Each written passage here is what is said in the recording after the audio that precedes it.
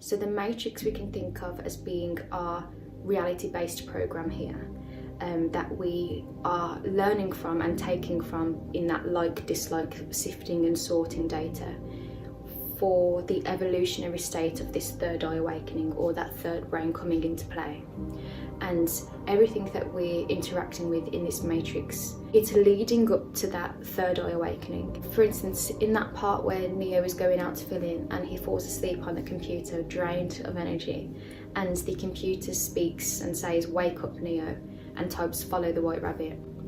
And he's consciously wakes up and is like, "That's a bit strange." He doesn't believe it too much, or he's plants that seed for him to question. He answers the door, and the human on the other end of the door unconsciously speaks the same message that was intended for Neo through that conscious matrix. The guy who's speaking to him represents that unconscious state, and Neo is that awakening state.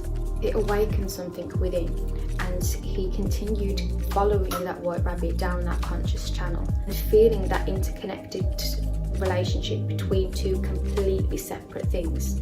For instance, the computer and the human at the door. Consciousness really does channel through the matrix in a similar way.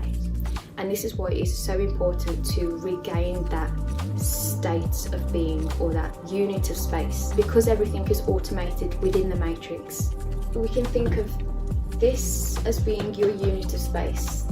And this is kind of consciously finding where your proximity is, what is yours, how much expansion do you have, where is the energy stored, that kind of inner work-based system that you begin to do when this third eye awakening begins. And that is kind of what Neo went down that rabbit hole. And it's multi-layered. There's no one route, there's no one channel, there's no one way to go. And the reason that it's above the unconscious data stream is because it's magnetically more powerful than that. So you're able to hold yourself above the unconscious. So when you begin to do shadow work, you're identifying with the unconscious data stream that you have. So the identity, the thought forms that create the identity or the narrative of the storyline that you're believing your character role is playing. And the reason that that's there, it's not an enemy, it's there to show or highlight in you where there is places of lack, or where the belief systems are still running within you that are keeping you in that place of separation.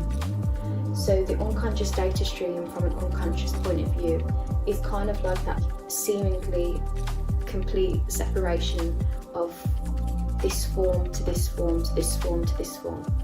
And a conscious awakening to that unconscious data stream sees the connectivity between all of it as one thing, the matrix. And this is kind of like Neo rising above the matrix to meet that state of enlightenment.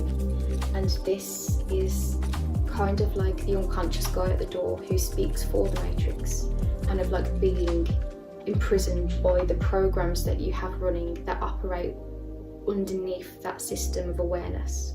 So if you aren't consciously aware of your own state of being and your own energy, what is yours and what isn't yours, why you have these belief systems, everything that is in your collective unit of space that is taken from that motion, when you're consciously beginning to wake up from it, then that is what you're releasing back to that unconscious data stream that doesn't belong to you.